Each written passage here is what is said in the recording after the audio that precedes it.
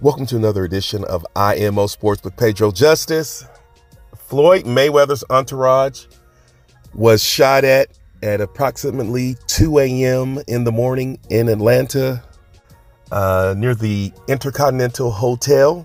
I personally have stayed at this hotel, and the area is not an area that is commonplace to gunshots or violence. It's a very peaceful business area.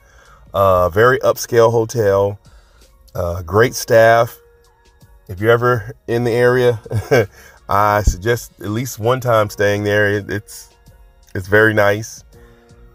But back to the story, Floyd Mayweather's entourage was shot at, and Gregory LaRosa, one of his bodyguards, was shot in the leg and wounded, and he was taken to the hospital after the shooters gave chase. They evaded the shooters, went to the hospital. He got his injuries taken care of. If you ever seen him before, he's a big guy. He has a good personality. So we don't know whether or not the people saw exactly which vehicle he got into and then followed them and shot at it. And a lot of people have been speculating that it's a bounty's on Floyd Mayweather's head. See, I don't know that because I don't have my ear that close to the streets to know that, but I would hope that would not be the case because we don't need any violence. There's no reason to have the violence. Earlier that night, he was at the club. We don't know what happened in the club.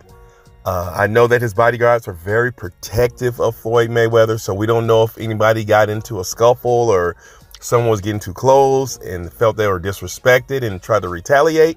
If that's the case, that's pretty embarrassing because we need to be men, and men don't just get guns and shoot at people because someone disrespected them. But again, my ear is not close enough to the streets at this moment, definitely in my life, that I know whether or not there's a bounty on anyone's head or whether the particular bodyguard was targeted. But we do know, and they have confirmed, that Floyd Mayweather was in one of the vehicles, but not the vehicle that was shot at. We just want to pray that there's peace, calmer heads prevail. We do not want violence. We do not advocate violence.